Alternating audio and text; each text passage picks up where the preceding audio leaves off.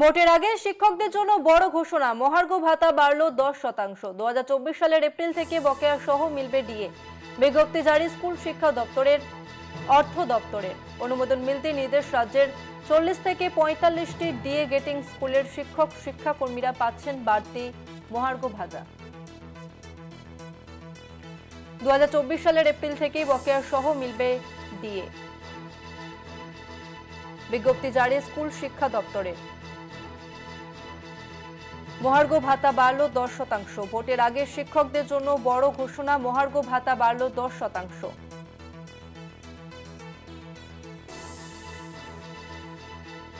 ফোনলাইনে রয়েছে প্রতিনিধি শুভঙ্কর মণ্ডল। শুভঙ্কর, 10% বাড়ল মহার্ঘ ভাতা, কবে থেকে কার্যকর হবে ডিএ কি জানতে পারা যাচ্ছে?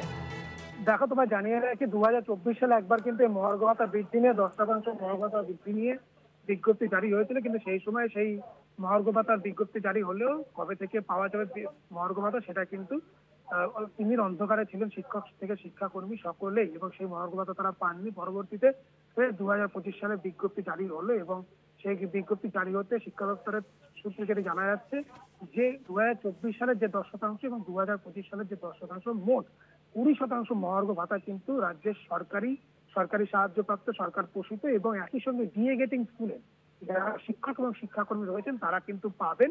এবং সেখানে দাঁড়িয়ে স্বাভাবিকভাবে 2024 সালের এপ্রিল মাস থেকে এই মহার্ঘ ভাতা তারা পাবেন। স্বাভাবিকতই শিক্ষক শিক্ষাকর্মীদের একটা অভিযোগ খুব থাকে যে দীর্ঘদিন ধরে তারা মহার্ঘ ভাতা পাচ্ছেন না, এবং সেইখানে দাঁড়িয়ে স্বাভাবিকভাবেই কিন্তু এটা তাদের কাছে অত্যন্ত খুশির খবর, কেননা দীর্ঘদিন ধরে তারা এই মহার্ঘ ভাতার দাবি করে আসছেন বিভিন্ন ক্ষেত্রে। এবং তুমি জানো যে এই মুহূর্তে শিক্ষক শিক্ষাকর্মী তারা প্রত্যেকেই কিন্তু বিএলওর কাজে নিযুক্ত রয়েছেন। সেখানে দাঁড়িয়ে এই যে 2026 সালের যে নির্বাচন, সেই নির্বাচনের আগে, বিধানসভা নির্বাচনের আগে এত বড় ঘোষণা স্বাভাবিকভাবেই কিন্তু সরকারকে যেরকম স্বস্তি দিল, একইভাবে কিন্তু স্বস্তির বাতাস এই মুহূর্তে বয়ে গেল শিক্ষক থেকে শিক্ষাকর্মী সকলের জীবনে, কেননা সাময়িক স্বস্তি তারা পেলেন। এই যে ডিএ যেটি ঘোষণা হয়ে গিয়েছিল 2024 সালে ফিনান্স দপ্তরের বা অর্থ দপ্তরের অনুমোদনের অপেক্ষায় ছিল, তারপর সেটি পাওয়া যায়নি। 2025-এ নতুন করে বিজ্ঞপ্তি জারি করা হলো।